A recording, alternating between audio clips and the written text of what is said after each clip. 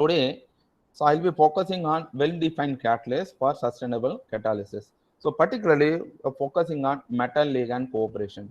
And Professor Ponpondian already mentioned that there are a lot of students, and then school and college level faculties are going to be the participant. So I would like to touch some fundamentally important concept, and is slightly different from what traditionally is known in catalytic reaction. So the concept is known as metal ligand cooperation. Okay. So throughout my talk, I'm going to discuss only this concept. On based on this concept, how one can design a catalyst, how this catalytic system will be helpful for both energy and environment.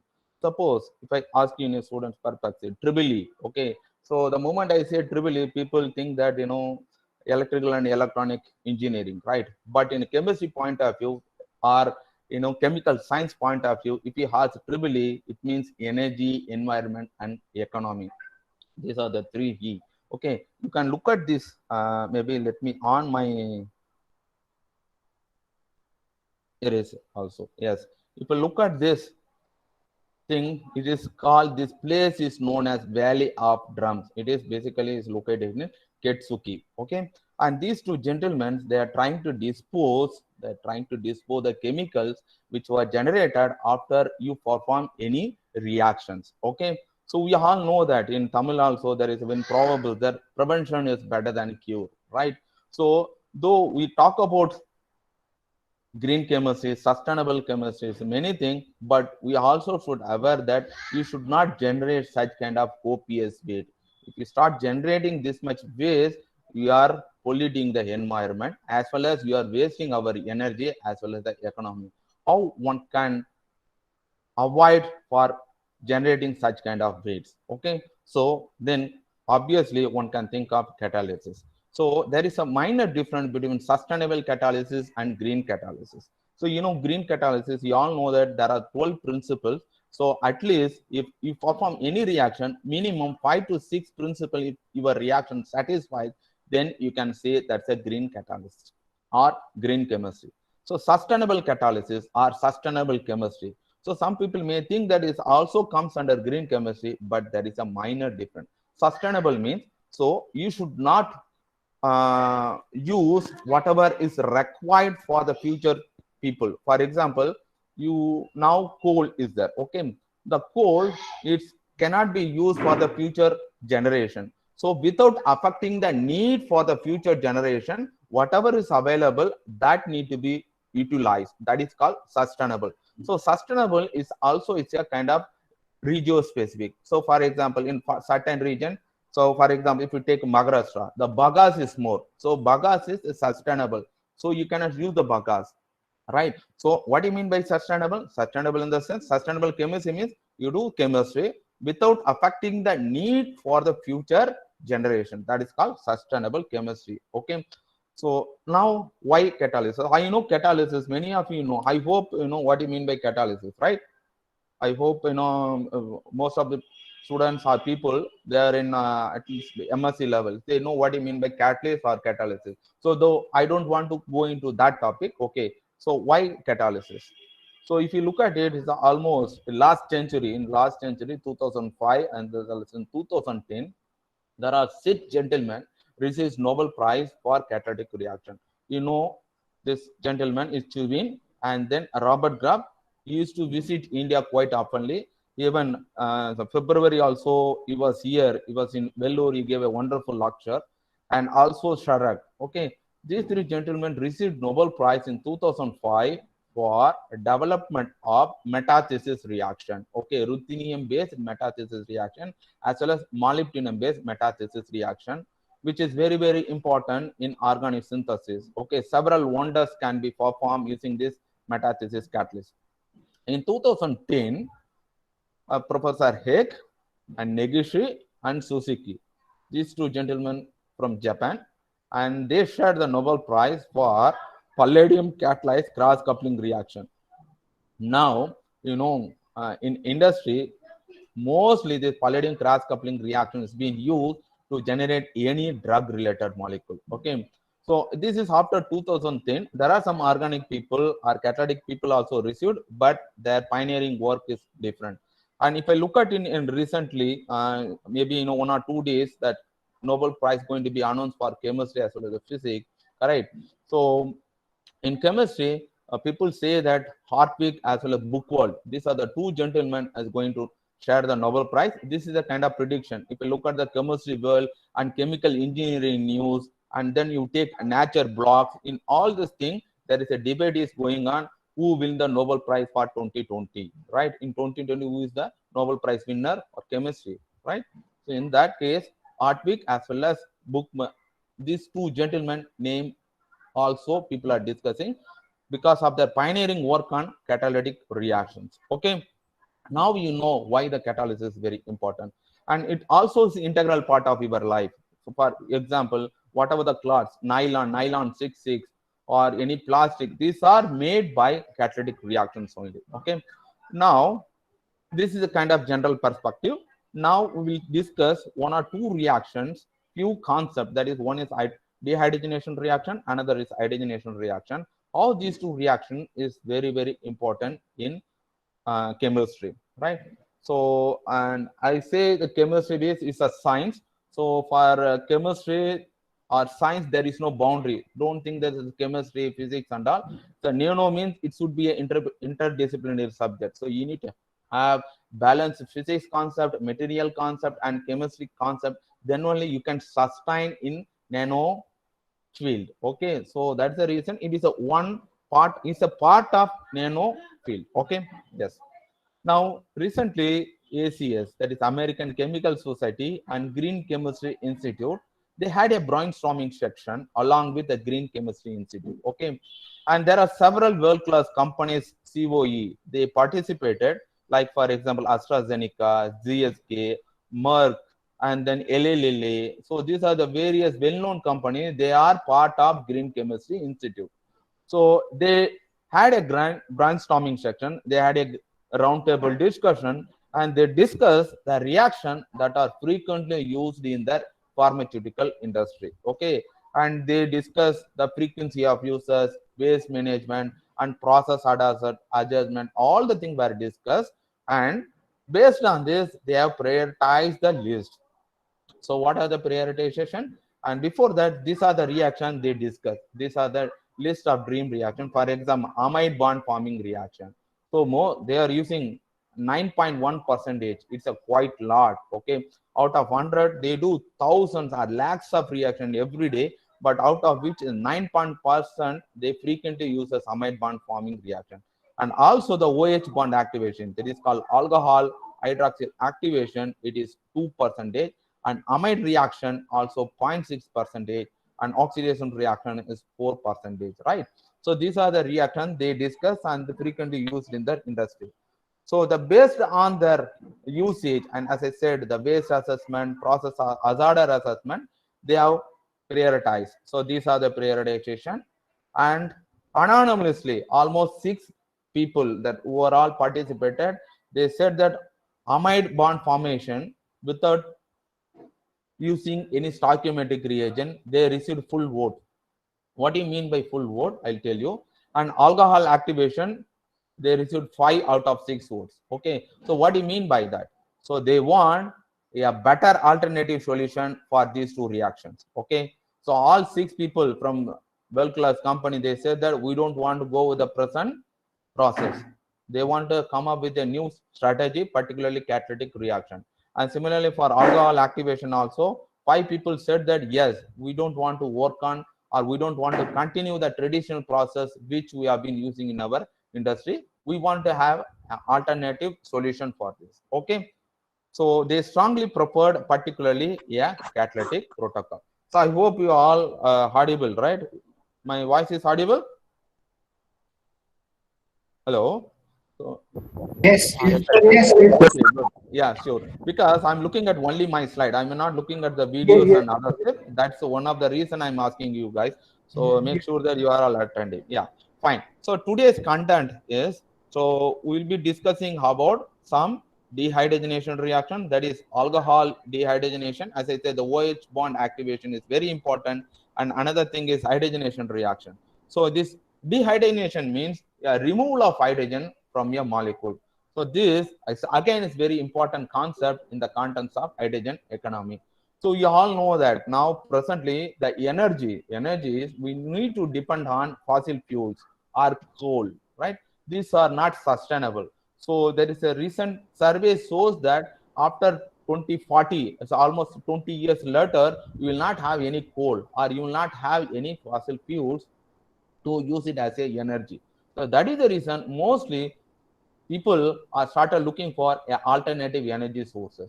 So what are the alternative energy sources? The US already started using shale gas, but in India, so we have a lot of resistance for using natural gases from, right. So Gale and other people, they wanted to put a lot of things in our southern part of India, but again, this environmentally those are not acceptable. So that is the reason we don't want such kind of thing. Though energy also important, we need to protect environment also. That is the reason our people from southern part, they are highly protects against the natural resources. Okay, you can get the methane, but the environment will go bad. Okay, but what is the other alternative? The other alternative would be hydrogen. So hydrogen can be a fuel, so that can be used as a energy carrier. So for example, you take any petrol or any energy, for example, petrol, diesel, coal, whatever thing it may be. You just take it. When you burn it, what do you get? You get energy, and apart from what do you get? What is the byproduct? The byproduct is carbon dioxide, correct? So you are polluting the environment. So we are also responsible for global warming, correct? So by this is unavoidable, fine. But if you use hydrogen as a fuel, you just take hydrogen, you burn it. So what do you get as a byproduct? You get energy, and byproduct is only water.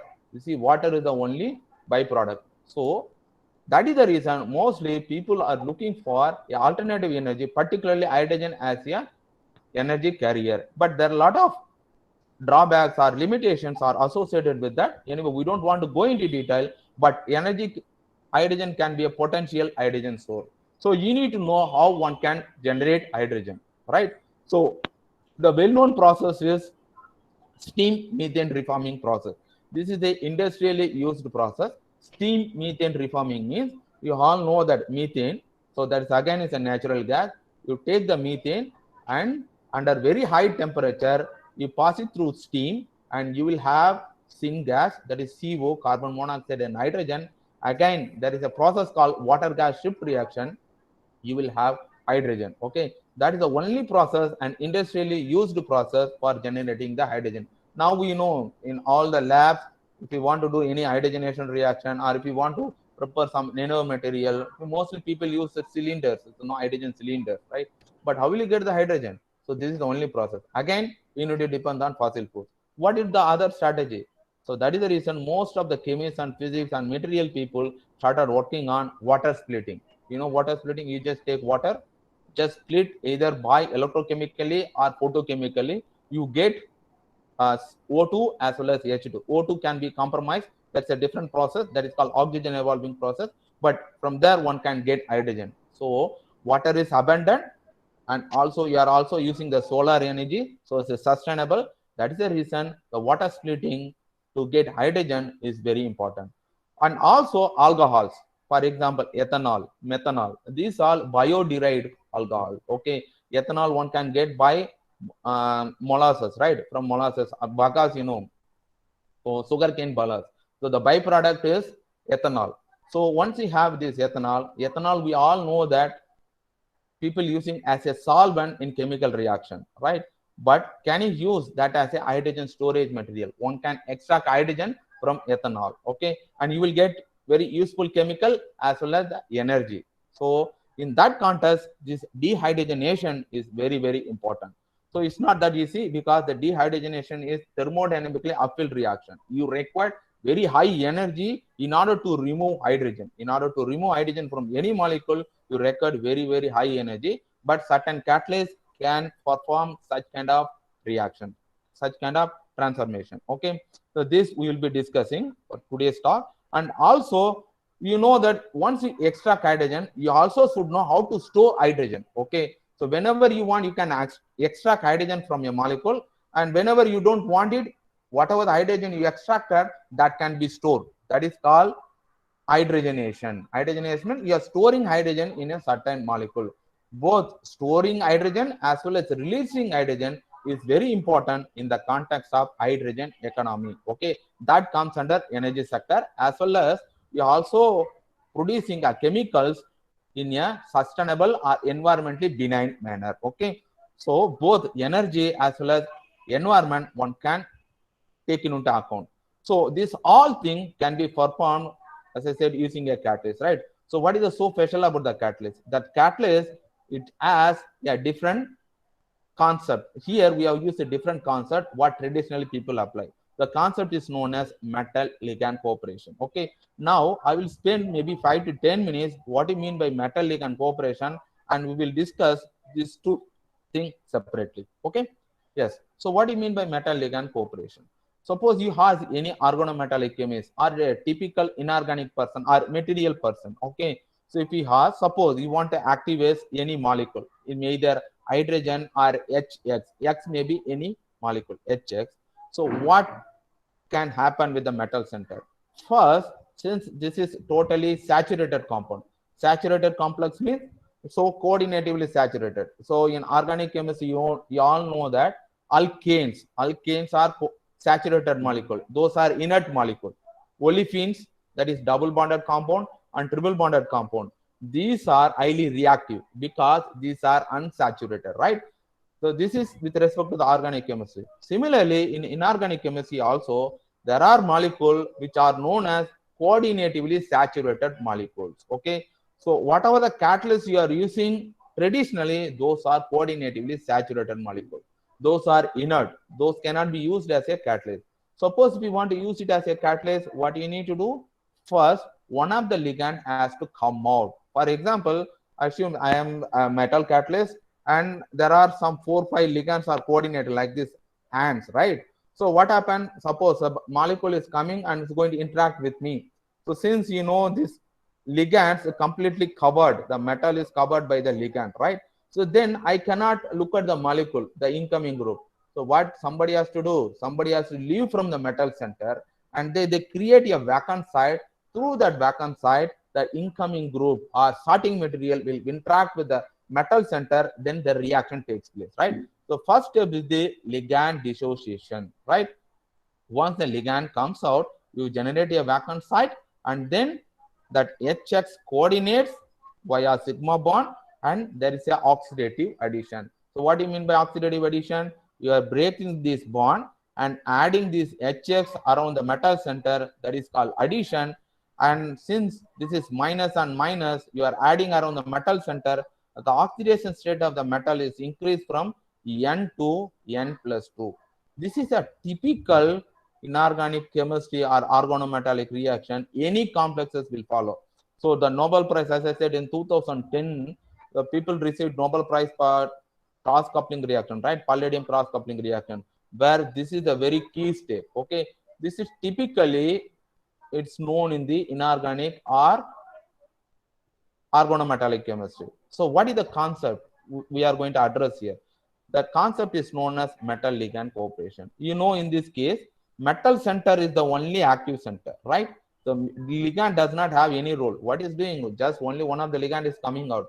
It is not activating the substrate, right? It is not involving in the bond activation. It's just simply sitting as such. It's not doing anything. Only the metal center is the only active center. So in contradictory to this, such complexes, there are certain complexes.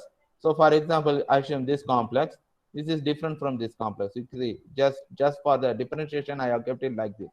So if I want to activate this, so what happened?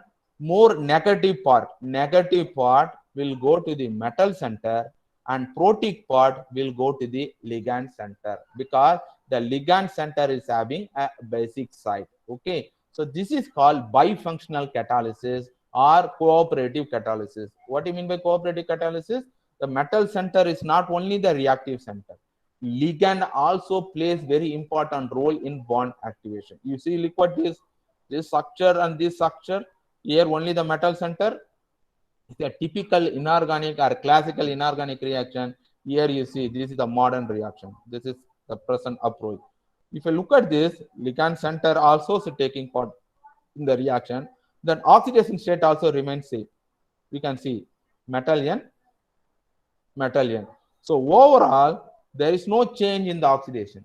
Now somebody can ask me, okay, fine. So already there is a traditional catalyst is available. Why you have to look for another catalytic system, right? As long as you are fine with the known catalyst, why you need to look for another system? There are two reasons. First thing is, typical catalytic system, you cannot do too much with the ligand system. You cannot play with the ligand system. But here, you can both steric as well as the electronic property can be tuned. Okay, that is one thing. And second thing is, here, during this process, there is a change in the oxidation state, right? So you have a metal, and metal is going to the higher oxidation state. This is slightly you required energy to convert from N to N plus 2.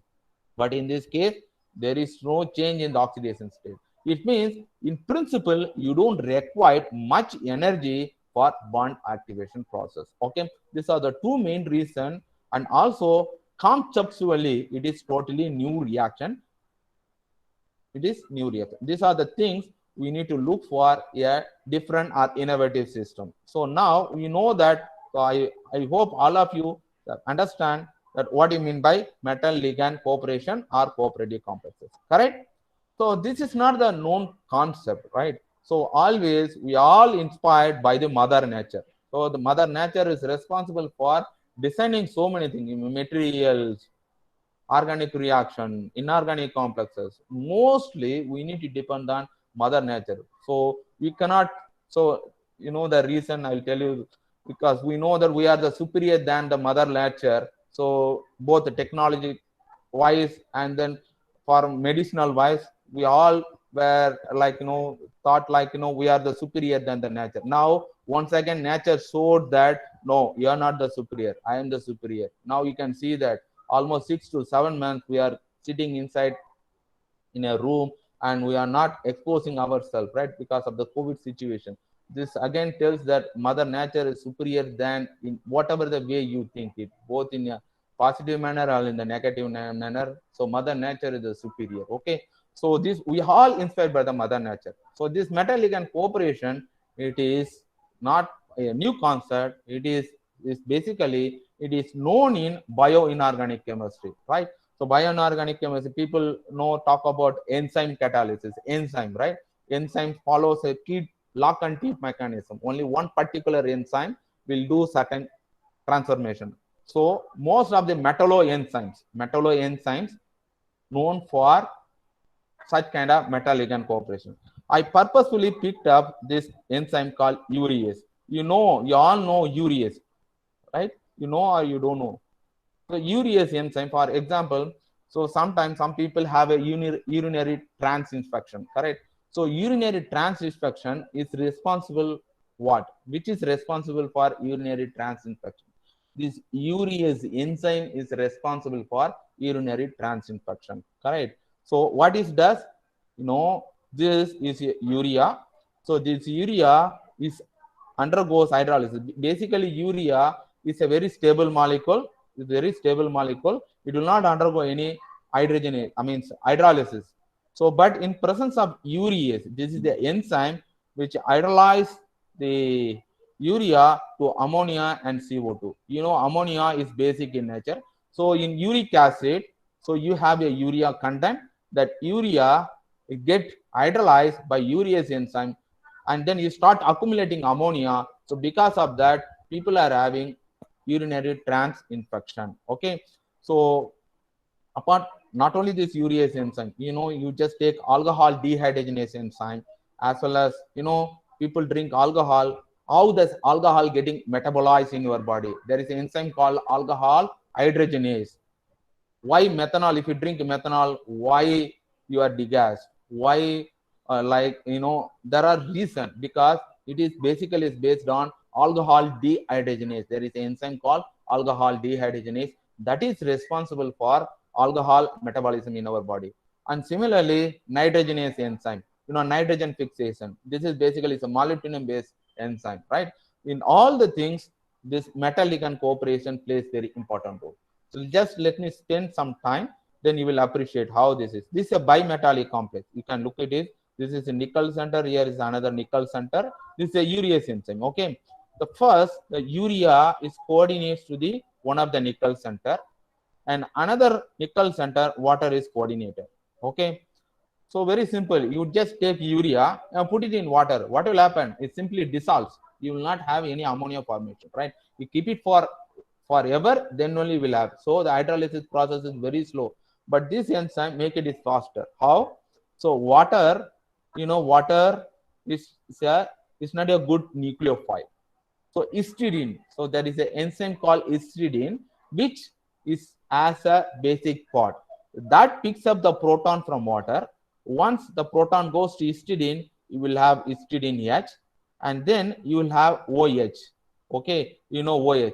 OH is highly good nucleophile. It's a very good nucleophile. So it attacks this carbonyl center of urea, and then you will have bond formation CO. Okay, and then there is a cleavage of this bond will happen, and you will have ammonia and CO2. So basically what I want to trust here. So here the metal center is not the only reactive center, and ligand where this histidine also plays in bond activation or for this catalysis, right? So this is again is known as cooperative catalysis, or this process is known as metal ligand cooperation. Okay, so this concept is basically is explored or used by Nayori. Professor Nayori. He received a Nobel Prize in 2000 for hydrogenation reaction, right? Hydrogenation reaction, he received the Nobel Prize. So these are the Nayori's catalyst, right? So this is BINA based catalyst, and this is again the ruthenium based catalyst. Very simple. So this is the catalyst. You see this, there is a 5 coordinated species. So can I go deep into chemistry a little bit? So if you all agree, because few things we need to discuss. What about others?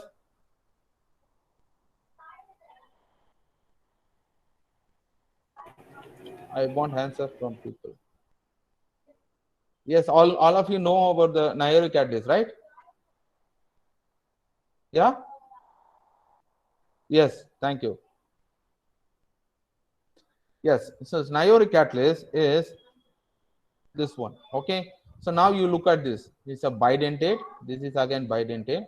You have a ruthenium hydride, and you see there is typically you will have 6 coordinated species, but here is a 5 coordinated species and 18 electron. This is the chemistry point of view. Don't bother. So for example, you had hydrogen.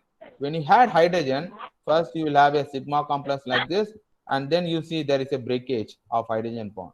Look at finally you will have this product, right? So hydrogen split into H plus and H minus towards the metal center and H plus on the ligand side. So this is a metal ligand cooperation explored by Professor Nayori using a BINAP diamine based complex as well as such kind of complexes also. So presently we are using on a different concept, same concept, but for the different catalytic system. Here is a bidentate ligand. Here what we use is a tridentate ligand. Here NH is responsible for metal ligand cooperation. In this particular case, C is responsible for metal ligand cooperation. Now I will tell you how this metal ligand cooperation is applicable in this particular system. Okay. So this tridentate ligand is known as pincer type. So this again, this concept is, you all know that monodentate means only one donor, bidentate means the 2 donor atom, tridentate means it's a pincer type. There are 2 varieties. So 3 didentate, 3 tridentate means there are 2 types of coordination. What are the 2 types of coordination? First, so you can look at, I hope my video is visible to you guys. So assume this is one ligand, this is another ligand, my mouth is another ligand. Okay, so now assume this is the metal. I can hold like this, correct? Now you see this ligand, this particular ligand, my mouth, all the things in one planar. Okay, so this is one type of coordination. So this is called meridional coordination. That's what people say. It's called meridional coordination. All the ligands will be in the same plane. Okay, If all the ligands in very same plane, it gives extraordinary stability to the metal center, right? And another type of coordination is like this. One ligand coordinates to the metal center like this, another ligand coordinates like this. You know scorpion, right? Scorpion. So the another ligand can come from the top, right? So it holds like this. That is called scorpion coordination. That is, let's explore in chemical reaction. Mostly people explore the pincer type ligand. Okay, this is called pincer complex or pincer ligand. Why this is very important? You see, all the things are very close proximity, right? So whatever the steric or electronically, if you want to tune, we can tune it. That reflects on your metal center. That is very interesting property of pincer ligand or pincer complexes. Okay. Now, as I said, so metal ligand cooperation in pincer complexes. Okay. First, you take this complex. Upon reacting with base, you know that this CH2, once it coordinates to the metal center, it is slightly acidic in nature. Okay. Before coordination, the pKa of this CH2 is almost 40. Okay. 40 means you cannot remove by using any base. But once the ligand coordinates, that all the electron density goes towards the metal center. Once the electron density goes towards the metal center, this proton is slightly acidic now. The pKa has come down from 40 to 45 to around 15. So use any inorganic base or organic base. One can generate a anion. Once you generate a anion, so you generate a minus here, it comes over here, and then this double bond becomes N minus. So the N minus is coordinated, right? Once the N minus is coordinated, and now this is a typical complex which you are going to use it. And when you had HX, as I said, any bond, it may be ammonia or it may be water or alcohol, any amines or even carbon CH bonds also. It is basically it's a D-aromatic. You know that, right? And typically, D-aromatic compounds are unstable. They are not stable. They are unstable. But the moment you have HX, so see, minus goes to the metal center, and then I'm sorry, this X supposed to be H. Okay, this H goes to this side. Now D-aromatic compound is becoming aromatic compound. So this is the driving force for the metal ligand cooperation in pincer complexes. Okay, now let me briefly summarize before we go into the real thing. So in the introduction part, what are the things I discussed? I discussed about why the catalysis is very important in the context of energy as well as environment, and also I gave a kind of little flavorance that how this concept that called metal ligand cooperation is existing in the nature, and how this metal ligand cooperation is used by Professor Nayori. Since he is a Nobel laureate, we have taken his example as a for the today's thing. And also we discuss a metal ligand cooperation in pincer complexes. This all with respect to the introduction. Now these are the various cooperative complexes which was synthesized by different groups. Okay. Now these are the libraries of ligand which we prepared in our laboratory. I'm going to pick up only one pincer complex. How this pincer complex is useful for sustainable catalysis, that I'm going to discuss. Okay, this is the complex I'm going to discuss. And now just look at the synthesis. If I believe that there may be some typical organic or inorganic people also might be attending, because people are from various institutes and various part of Tamil Nadu and India. So maybe I will spend 1 or 2 minutes. It is for them. Okay, so not for the general audience, particularly this slide. So first you just take this as a starting material, and upon reacting with tertiary butyl phosphine, very simple reaction, so you will have this. Okay, once you have this tridentate ligand PNN ligand and react with some ruthenium precursor, typical coordination reaction, you will have displacement of 3 triphenyl phosphine by this PNN pincer type ligand. You will have hexa coordinator species. This hexa coordinator species, the H is trans to Cl, and this pyridine, this is inner pyridine, is trans to CO, and this is the structurally characterized and also spectroscopically proven that this is the structure. Once you have this complex with us, and as I said, this CH2 is slightly acidic in nature because this tertiary butyl is coordinated, right? So you use tertiary beta oxide. It's a very good base in organometallic chemistry because it does not have any beta hydrogen, right? So once it picks up the proton from here, you will have aromatic compound to diaromatic compound, and Cl will come out. Basically, it's minus. There will be a double bond, and this double bond attacks the ruthenium center, and Cl comes out. All right. So basically, you will have KCl and tertiary butanol as a byproduct. You will have this 5-coordinated diaromatic ruthenium hydrate complex in very good yield. So this is the way one can synthesize this compound.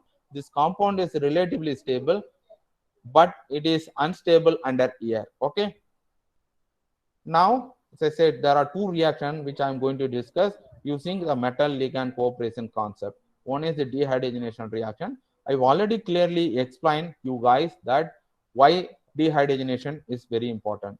Okay, the removal of hydrogen from the starting material is known as dehydrogenation. You know, DOE, the Department of Energy, US, they say that you come up with any material. From that material, if you could extract minimum of 3 to 7, I didn't remember the exact value, I think it is 6.7%. Okay, if you could remove the hydrogen from 6.7% of weight from the starting material, then that can be used as a good hydrogen storage material. So imagine, very simple. Now whatever the vehicle you are using, for example car, right? So mostly we use petrol or diesel. Now people started using CNG gas, right? So now the petrol concept is moving towards the CNG gas. Some autos or maybe some vehicle, they have a CNG gas. So directly connected, and then the gas again is a low molecular weight hydrocarbon. You burn that, you get energy, the vehicle runs, and you are producing carbon dioxide. Now assume, for example, you take water or maybe alcohol, particularly ethanol, and you had a, there will be a catalytic reactor. You pump the water or alcohol, then there is a catalyst. The catalyst interact with the water or alcohol. You start producing hydrogen. So hydrogen will come out. Once the hydrogen comes out, and there is another side, you are also producing, for example, alcohol means you are producing some interesting chemical. That's a different thing. Assume you are producing hydrogen. Once the hydrogen comes out, and then there is a fuel cell that converts hydrogen to energy and water, and you get energy. That energy is used to run the vehicle. Now imagine in maybe we don't know, still it is in the immature state, but in Japan and Germany, they already started such kind of water splitting. Using water splitting, you can run the vehicle. And again, it's not commercialized. There are a lot of limitation and a lot of engineering defects are there. So I hope in soon, maybe after 20 years or maybe 10 to 20 years, we can see a vehicle which runs by either ethanol or by simple water. Okay, so you can run vehicle because you can generate hydrogen. But what the DOE says, minimum of 6.7 weight percentage, the material should produce hydrogen. Okay, so in this concept, today's concept, we'll be discussing about a hydrogen generation reaction, and also there are some interesting transformation to in a green catalysis or environmentally benign catalysis. One is the alcohol to carboxylic acid, another one is the direct polymer synthesis, and also some peptide synthesis from amino alcohol. Okay. So classical dehydrogenation reaction again. So people can ask me, sir, dehydrogenation almost looks like a oxidation reaction, correct? So you are removing hydrogen, and in oxidation reaction, just simply add oxygen. Both are equal. Then why you had to think for dehydrogenation reaction? Okay, if you ask any undergraduate student, they will ask this kind of question, correct? So very simple. How the dehydrogenation is different. So for example, a typical oxidation reaction. Typically, even for the nanomaterial synthesis, also people use some oxidation or reducing agent, correct? So once you use as a reducing agent, you are using a same mole. For example, substrate is 1 mole, and you have to use either oxidant or reductant 1 mole, correct? These are stoichiometric reaction. So what basically you are doing, you are converting the molecule into either oxidized product or reduced product, but you are producing a copious waste. We are least bothered about the copious waste. Okay, for example, if I want to reduce some material, use sodium borohydrate. What is happening to the sodium borohydrate after the reaction? That we are not paying too much attention. Anyway, we are using for a small transformation, or our scale of reaction is very optimal. That is the reason we don't bother. But suppose somebody, you come up with a nanomaterial synthesis, suppose somebody wanted to scale up that, or some industry is very important interested on your nanomaterial, so they cannot use such kind of sodium borohydrate, particularly the reduction reactor. Or suppose you want to oxidize some material, so they will not use that much oxidizing agent, right? Because it produces copious waste. The industry has to look for how to dispose on all the things. So the conventional oxidation chemistry or reduction chemistry is not good. So since this is coming at a dehydrogenation, I'm going to focus only on oxidation. Okay. So it's because it produces the copious waste. And another concept is known as hydrogen transfer concept. So hydrogen transfer concept means whatever the hydrogen is liberating, so that can be abstracted by some molecule. So these all know that. So for example, the MSc guys, the typical MSc chemistry guy, he will say that yes, this looks like a transfer hydrogenation reaction. For example, isopropanol, you can extract hydrogen that can be used for hydrogenation reaction, right? So this is called transfer hydrogenation. Similarly, this is also transfer hydrogenation reaction. You can say the hydrogen transfer reaction. Here again, you see this is a sacrificial hydrogen acceptor. You are producing a sacrificial waste. In typical reaction, you are producing a copious waste, and in another reaction, you are producing a sacrificial waste. In another dehydrogenation reaction, that is called acceptorless dehydrogenation. Acceptorless means nobody is accepting the hydrogen. So hydrogen is coming out as such, correct? So this is called acceptorless dehydrogenation reaction. And you see from this, you will get this product, see the product and see the product. Product is same in all the three cases. But here, what is the byproduct? The only byproduct is H2, which is very non-polluting and valuable entity and can be used as a energy vector, right? So this is a very interesting thing in the context of acceptorless dehydrogenation reaction. It's not only the dehydrogenation, it is the acceptorless dehydrogenation. Nobody is accepting the hydrogen and nobody is using the oxygen, right? So this is the way you can say that this is acceptorless dehydrogenation reaction. So this what we'll be focusing for today's talk. Okay. So suppose if I ask you, if I want to convert alcohol into acid, alcohol to acid, so what is the things will come into mind? So you will use KMnO4 or Jones reagent, that is called chromium trioxide, acidic chromium trioxide, right? Or we can also use PDC, pyridium dichromate, and Ames oxidation, that is oxygen and platinum. There are several methods or strategies are known. All these strategies either is a stoichiometric or a catalytic, but it produces copious waste, right? So can you look for any other strategy to convert alcohol into acid? Yes. So now we developed a strategy using water. Use simple water. You know that water can be used as a solvent, right? So that's all. You cannot break hydrogen. You can break it by a photochemically, but thermally break water and H2 and oxygen, you cannot use it for any organic transformation. For the first time, we have shown this and how this happened. This is again, it's a kind of very interesting. Maybe it's good for student at BSMS, that is BSc or MSc level students. Okay, so why it is very important? Sometimes when you do any reaction, we tend to forget how the reaction is going on. We look for starting material and we look for only the product.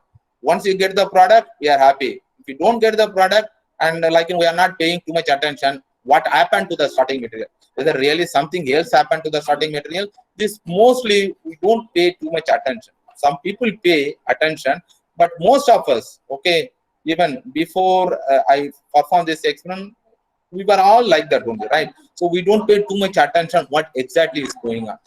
If your expectation is fulfilled, then only you are looking for what is going on. If your expectation is not fulfilled, you are least bothered about anything, correct? But here, this is very interesting thing.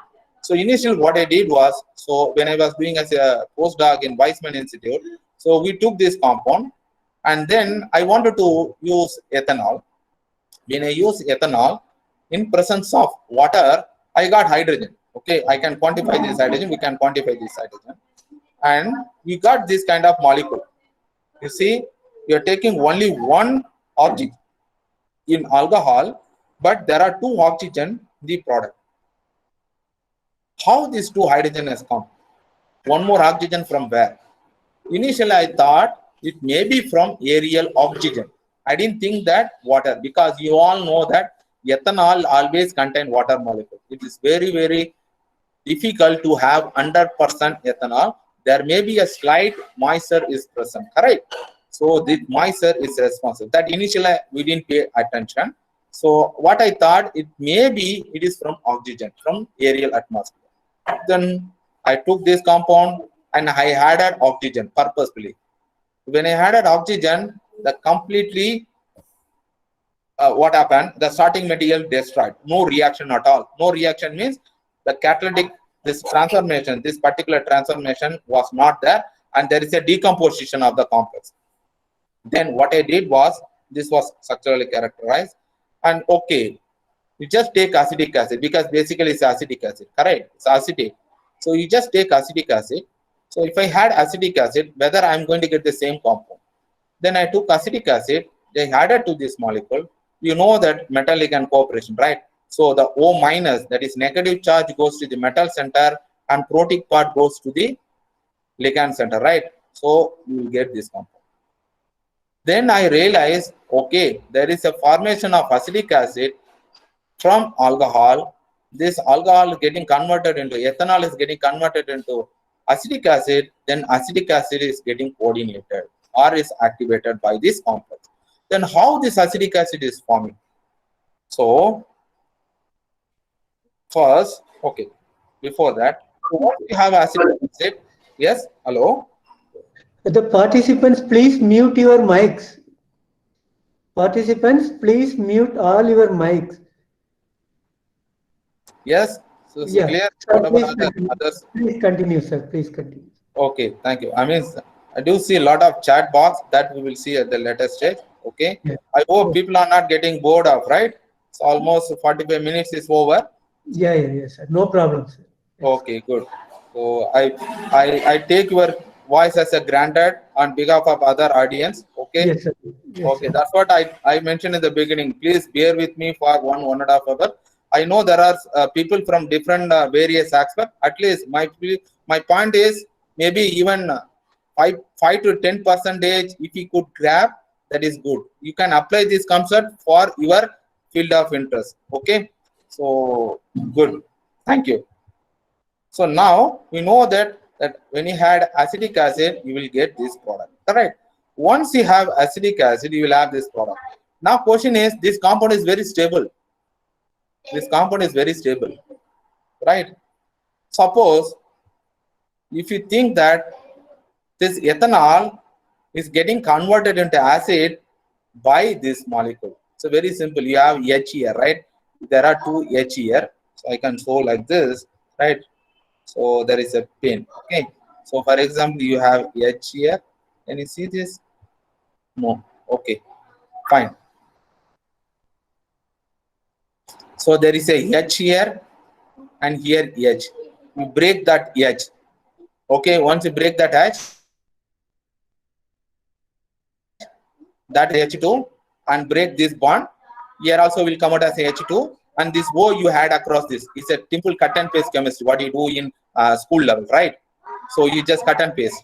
So you remove these two hydrogen. So you will have a two molecules of hydrogen, one from ethanol and another one from water, and you had this O into this. So you will have acetic acid, right?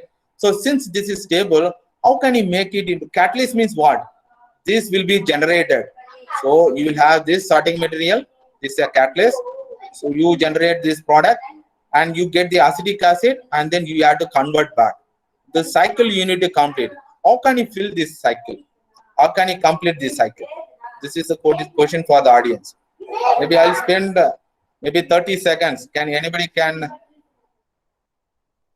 answer?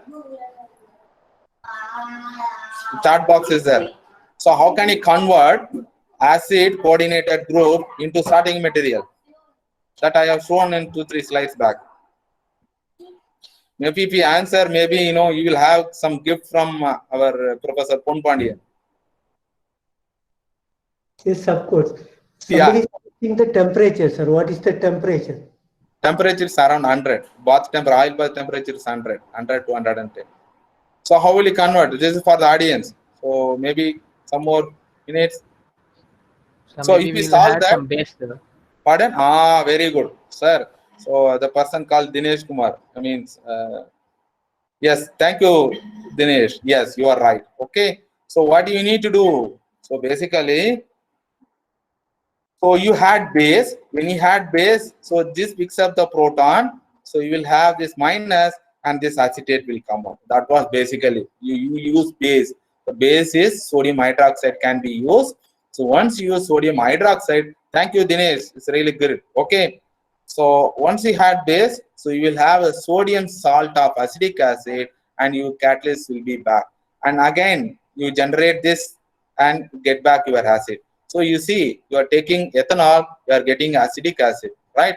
So this is the way one can convert ethanol into acetic acid, salt of acetic acid, using water and sodium hydroxide, and with the formation of H2. Okay, good. So this is what I have mentioned here. Okay, you take this, add ethanol and water. With the liberation of hydrogen, you will have acid coordinated species, and upon adding sodium hydroxide in situ, okay, and you will have this complex. Once you have this sodium salt of acetate, you hydrolyze this, you will have acid. Okay, so you can convert ethanol into acetic acid. Good. Yes.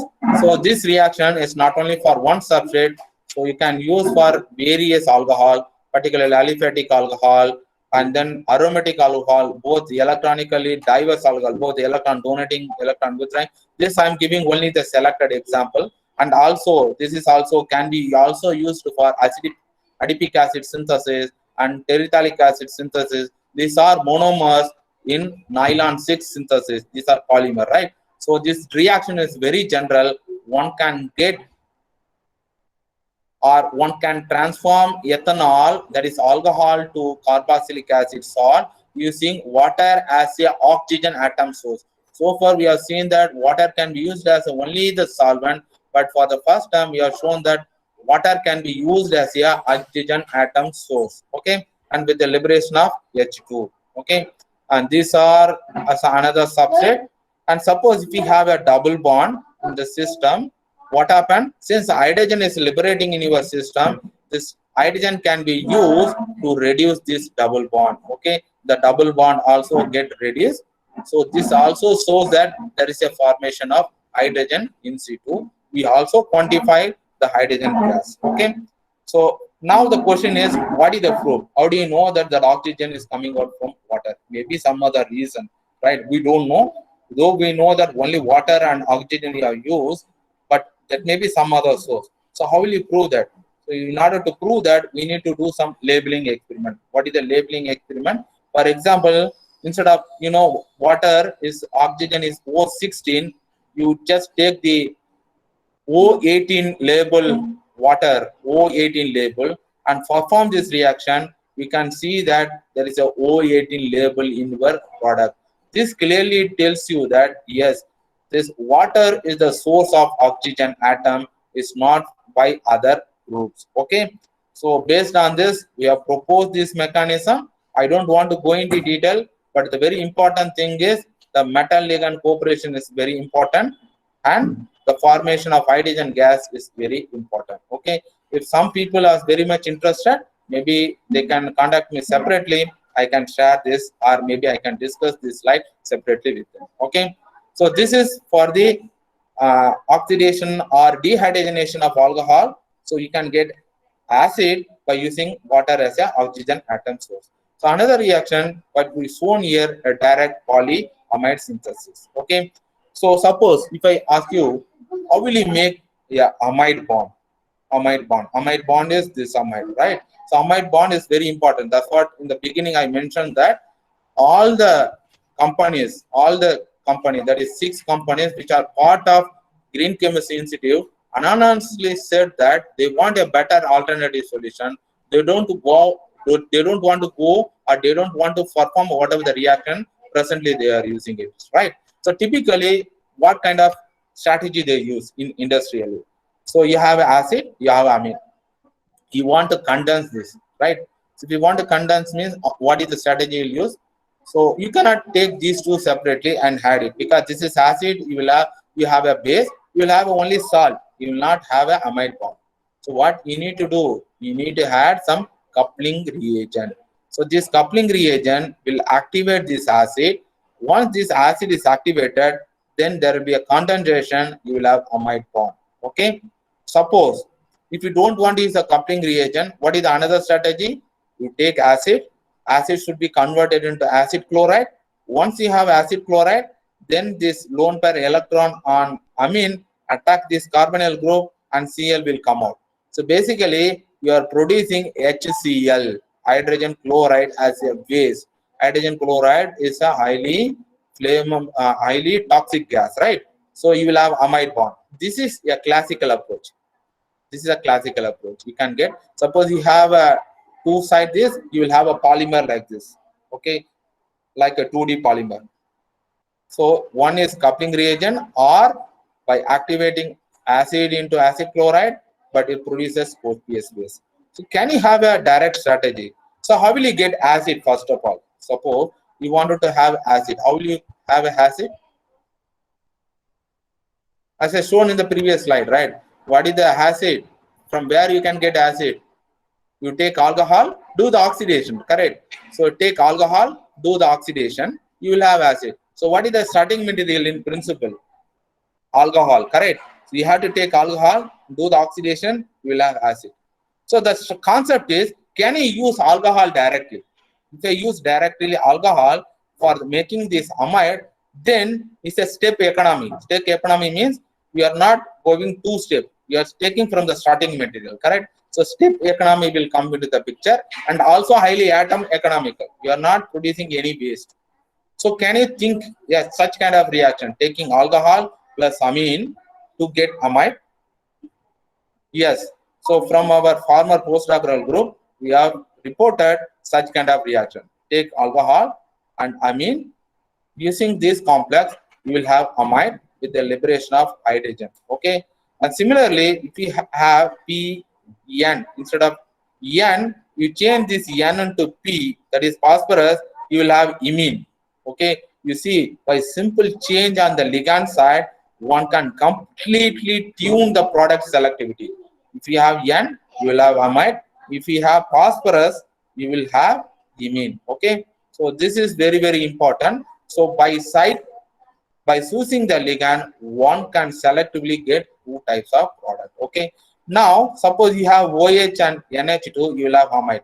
The concept is, suppose if you have a diol, you have put another diol and diamine. Can you have a polymer? Okay. So can you have a polymer? Can you think? Yes, it is possible. So that was taken into account. Now we perform that reaction. Suppose you take two diol and diamine, you will have polymer like this. Correct? With the formation of hydrogen. You see that this reaction is highly atom economical because you are producing only hydrogen. And second thing is, the reaction is step economical because you are not using acids, right?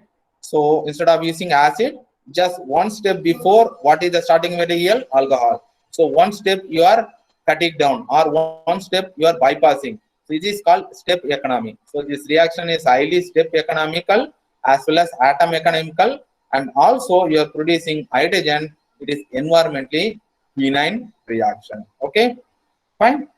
So these are the various polymer we have synthesized, and this polymer was characterized by gel formation chromatography, MALDI-TOF, and NMR.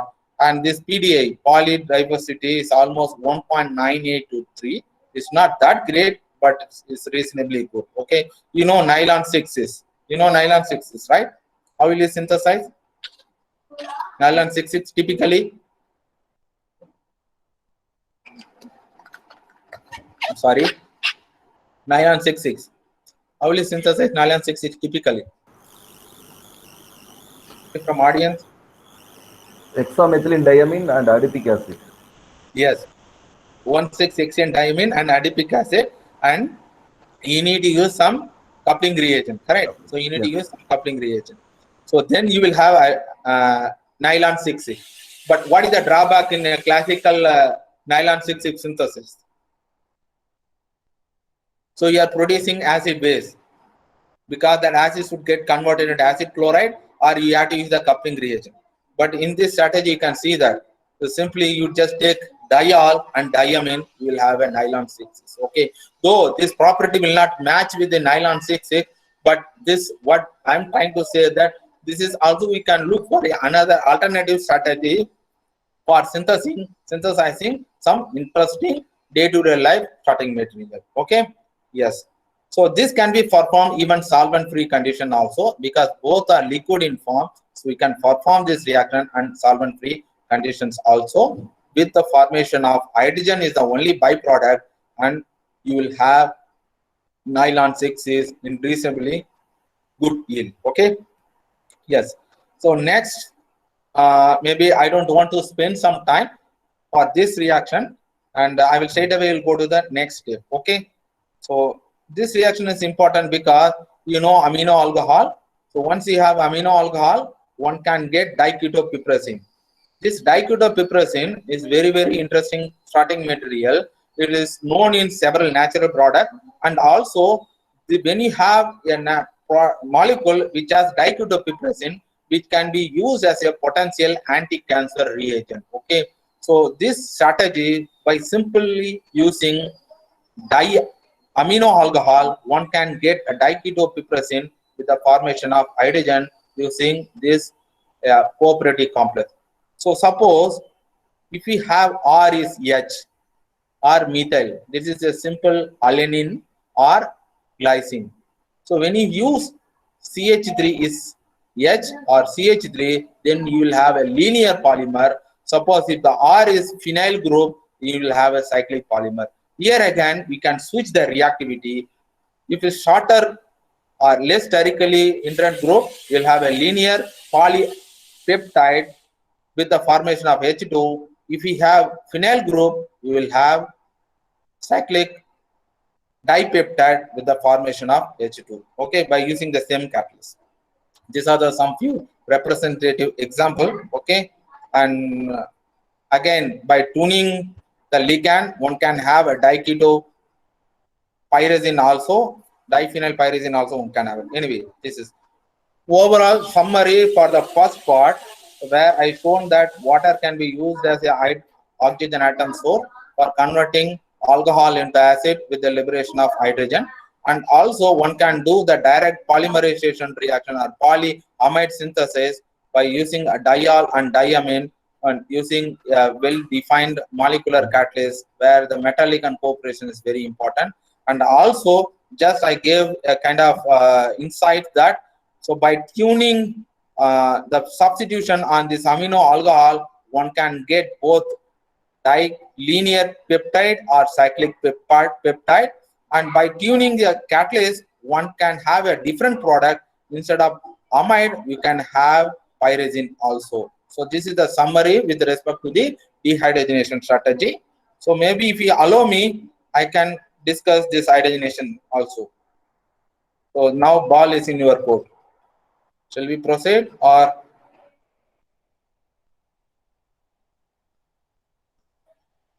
yes? Can I proceed with another concept? We have, because I was given 1.5 hours time. Sir, we have time, sir. Please proceed. Okay, okay. I take it your voice is granted. I am proceeding. Okay. Thank you for allowing me to proceed. Fine. So in this concept, as I said in the beginning, not only the hydrogen extraction from a molecule is important. You also should store hydrogen on your molecule. So storing hydrogen on your organic molecule or any interesting system that is known as hydrogenation reaction. Okay, in this particular domain, I'm going to discuss hydrogenation of esters as well as hydrogenation of amide, and very importantly, hydrogenation of carbon dioxide derivative to methanol. Okay, so I will spend very less time on these two topics, and then here we will discuss more. Fine. Yes. So you know, hydrogenation of polar compounds, particularly carbonyl compound, is very important. So mostly people take acetophenone. Acetophenone is the most standard substrate. So or aldehyde. So those are easily one can do the hydrogenation. Suppose you have aldehyde or ketone, that hydrogenation is very easy. But when you go from aldehyde, carbonyl group through urea derivative, I have a slide I can show you. Okay, then that hydrogenation ability will be very difficult. It is basically its electrophilicity or hydrophilicity of this carbonyl compound is very important. Okay, not only the transfer from metal hydride to this electrophilicity also is important. Okay, so if I look at the series, aldehyde, ketone are very easy to do the hydrogenation, and hemide or ester or carboxylic acid derivative are slightly difficult. When you go from amide to carbonate, for example, these are carbonic acid derivative, these are carboxylic acid derivative. Okay, carbonic acid means you can see O, O, or nitrogen, O, or nitrogen, nitrogen. This is called urea. So you cannot break or you cannot do the hydrogenation of this carbonyl compound because of this resonance structure. You know this. You see this lone pair electron will be like this, right? So because of this, so this bond is not that easy to break it. Okay, though you will have a slight CC single bond, because of this ionic in nature, you cannot break this bond. Okay, that is the reason aldehyde and ketone very easy because you have only hydrogen and R. But if you look at the ester or amide, you see the lone pair electron goes like this. And in this case, there are two sides, here also and this other side also. These are carbonic acid. This never been hydrogenated prior to our discovery. Okay, this all the things can be derived from CO2. Okay, yes. So amide cleavage. What is known in the literature? Suppose you have amide.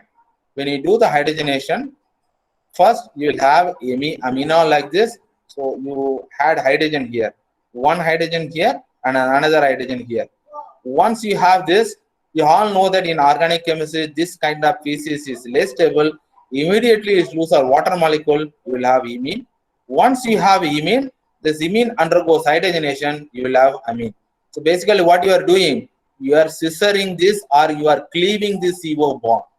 This is typically known in organic chemistry. So you break this bond, you will have this. So what is our approach? So instead of breaking the CO bond, you can break the CN bond. This is very difficult, but our catalyst can perform this kind of reaction. If you break this C bond, this is CN bond. Typically, CO bond is known. What you are going to show is CN bond cleavage. Once you break the CN bond, then you will have amine. So break this bonds amine, and you will have aldehyde, and again aldehyde will undergo hydrogenation. You will have alcohol. So you can break this. You will have both amine and alcohol. This reaction is highly 100% economic. But in this reaction, here water is a byproduct, right? So this is what I'm going to discuss. Okay, you just take amide and do the hydrogenation in the presence of various catalysts. We found that this bipyridine derived catalyst gives very good yield, almost 89%. One can get alcohol as well as amine selectively with very low catalyst loading. Okay, but the temperature is 110 and the reaction time is required 2 days. That is one of the drawbacks for this reaction. But this is conceptually new reaction, and also you require very low catalyst loading as well as mild atmospheric hydrogen pressure. Okay, and this is the setup we have used it. This is the setup, very simple. You have a pressure monitor and there is a glass vial. You add all the ingredients and close it and pressurize with hydrogen and put it in oil bath and wait for 1.5 day or 2 days, and then release the pressure and analyze the product. Okay, you will have both this. The reaction is very selective and also only selected example. So we have screened several examples, and just for the space restriction, I have given only the selected example. Both aliphatic system, aromatic system, and also aniline based compound also can be hydrogenated, very good yield. Okay, and this reaction is not only applicable for secondary amide, even primary amides also can be hydrogenated. One can get ammonia. You know that Haber process. Haber process is nitrogen plus hydrogen to get ammonia, correct? So in this process also we can synthesize ammonia. Though it is a byproduct, it's not that great, but one can cleave this bond. We can have alcohol. We can get ammonia as the byproduct, and you can look into that. This cyclopropane ring, it is very sensitive in hydrogenation reaction, but under our condition it preserved. Okay, nothing happened to the cyclopropyl, as well as e-butyl group, sterically inert group also is giving the product, but yield was very low. And similarly furfural things, these are heterocyclic compound. Whenever you have heterocyclic compound, in most of the reaction there will not be any hydrogenation reaction because it coordinates to the metal center. Once it coordinates to the metal center, there will be completely retard of the catalyst, right? But in our catalytic system, those things also tolerated. One can get the hydrogenated product in good yield. Okay, and this here again, this is the crucible mechanism. First the hydrogen activation, and here this hemi-labile nature. For example, you can look at this molecule. Once the hydrogen is activated, you will have hexa-coordinated 18 electron pieces. Hexa-coordinated 18 electron pieces is coordinatively saturated. Then how amide will going to interact with your metal center? So it means there should be a ligand dissociation, correct? You know this bipyridine will be like this. Once it coordinates, it will coordinate like this. Okay, and it can decoordinate like this because of CC single bond. It can decoordinate. You generate a vacant site. Through that vacant site, amide can coordinate. Then reaction takes place. Once the reaction happens, once again it will coordinate. Like decoordinates, coordinates, decoordinates, coordinates. It's something like, you know, somebody is a waiter. When you go to any hotel, there will be a person is a doorkeeper, right? So before you enter in, he opens the door and you can get in, right? And then he closes the door automatically. And if you want to come out, again he opens the door, he will come out. Like this ligand, this particular ligand is a kind of doorkeeper, right? Or you can say this is as a hemi-labile in nature. So open the door and means it will come out from the metal center, substrate get in, interact with the metal, and it comes out as a product, and once again is closed down. Like this is very important. This also is very important when you look at the mechanism. Okay, both metal-ligand cooperation as well as the hemi-lability, it plays very important role. So I don't want to go into the detail once again. Okay, yes.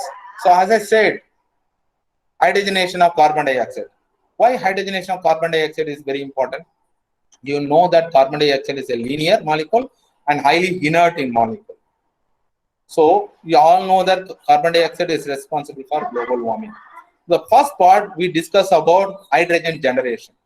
Now in the second part, what we are discussing, whatever the hydrogen is generated, can it be used for some other reaction? Okay, both generation and utilization we are seeing. So utilization of hydrogen we are looking at in this concept, correct? So CO2 can be used as a starting material for making various products.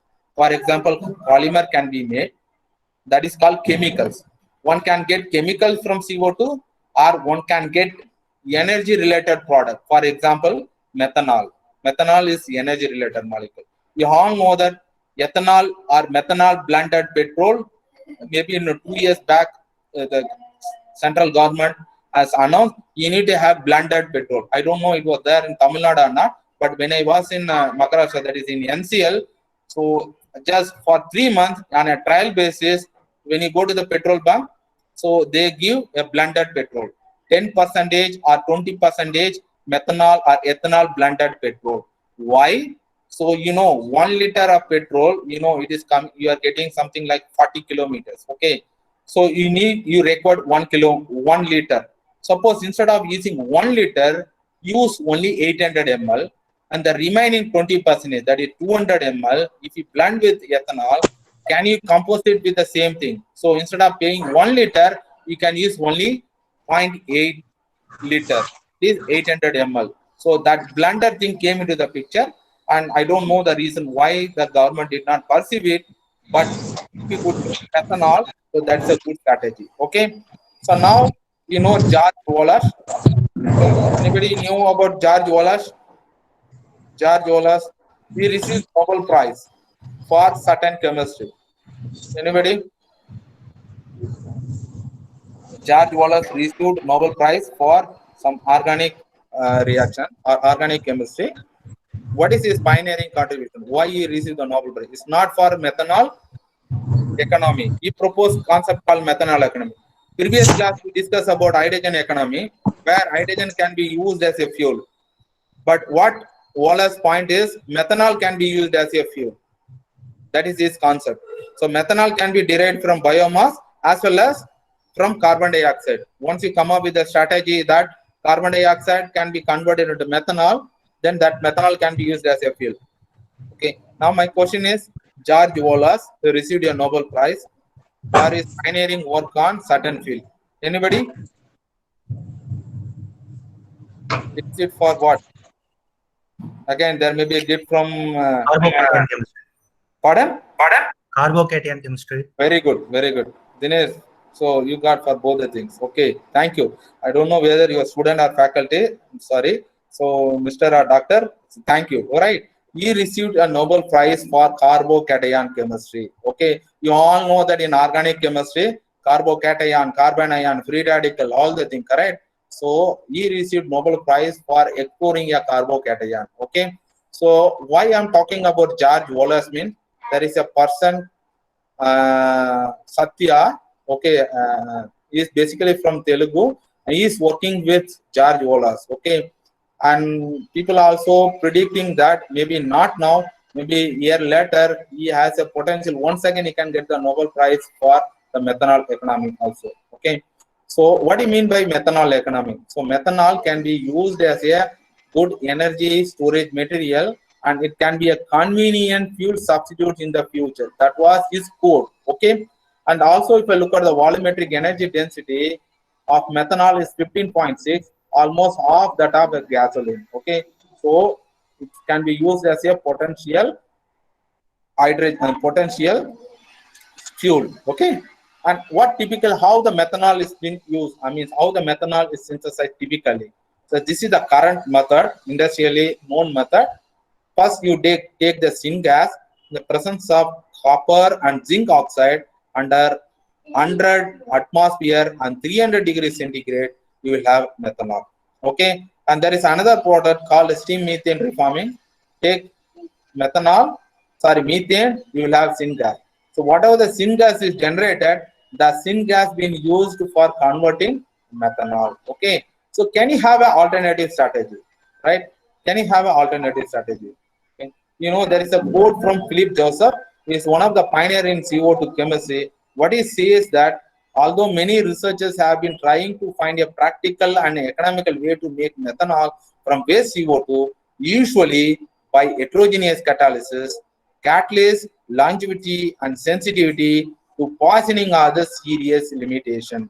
Though there are several catalysts is known, particularly using heterogeneous catalysts, but there are serious limitations because of catalyst longevity as well as the sensitivity. Okay. So what is our approach? Instead of using CO2 directly, can you use the CO2 to store material? You know this format. This is called methyl format. One can get this methyl format by using this CO2 and hydrogen. You'll have this, and CO2 methanol, you will have dimethyl carbonate. And similarly, carbamate, CO2, and then amine, in the presence of methanol, you will have this carbamate. So all the things can be derived from carbon dioxide. Okay. But if you convert this all the things into methanol, then what you are doing indirectly, you are converting carbon dioxide into methanol, right? So far there is no strategies available to convert prior to our discovery to convert this all this substrate into methanol. Okay, so this what we have been discussing here. And also DMC, that is called dimethyl carbonate, mostly people used as a green solvent. It's a highly inert molecule, you cannot break this bond. Similarly, urea derivative also highly inert in nature, you can look into that. For example, you take CO and hydrogen, the presence of ruthenium catalyst, even 200 degree as well as 200 atmosphere, these people used as a solvent. So you will have ethylene glycol from this. Okay, so these are highly inert molecule. So there is no strategy is available to convert this into methanol. Okay, so but using our catalyst, one can do or one can hydrogenase this dimethyl carbonate selectively to 3 equivalent of methanol. This reaction works beautifully under very low pressure and very low temperature, and you don't require any solvents, and it's not producing any waste, only you are getting methanol. Okay, so this is a totally ultimate green reaction. Okay, and the reaction also is very quick, and you can even 2 hours one can get this product. Okay, and similarly methyl formate also can be converted into methanol selectively with very good turnover number by using well-defined ruthenium-based catalyst. Okay, and again, once again, the carbamate, as I said in the another series, carbonic acid derivatives are very difficult to hydrogenate. One can do the hydrogenation by using our catalyst, and here again, one can have a methanol selectively with very good yield. Okay, and anyway, this is a totally different field. Okay, and it's not only applicable for carbonate, even urea derivatives also can be hydrogenated. Ureas, you just take urea and convert that into methanol. That is also is very interesting, right? So urea derivatives also can be used as a starting material. One can get methanol and also the corresponding amine derivative selectively using this particular amide, particular catalyst. And again, I don't want to go into detail with respect to the mechanism. So if anybody interested, maybe I will discuss. Okay, yes. Yeah, and whatever if the reaction goes by a stepwise mechanism, first hydrogen add across this carbonyl compound, and with methanol formation you will have formate. Once you have formate, once again hydrogenation, you will have formaldehyde with the liberation of methanol, and further formaldehyde undergoes hydrogenation, you will have methanol. The reaction is stepwise mechanism, and whatever the mechanism we propose, it is validated and proved by other groups, and they have their own separate publication. Okay, and this is the overall summary with respect to CO2 derivatives. So the carbamate derivative, formamate, carbamate, carbonate, and urea derivative can be hydrogenated to methanol selectively using this particular catalyst. This reaction we call it as the ultimate green reaction because it is very selective, highly atom economical, safe economical, mild and neutral condition, low pressure, and very good yield and very high turnover number, and also solvent free condition. Based on this, we say that this is ultimate green reaction. Okay, this is the overall summary with respect to hydrogenation thing. Okay, so this what from my end. So now presently, I mean, we are continuing. You know that whatever I discuss, those are precious metals, right? Ruthenium. And now we started working on low or cheap metals. These are the prices of manganese, iron. You see, several times much cheaper than the precious metal.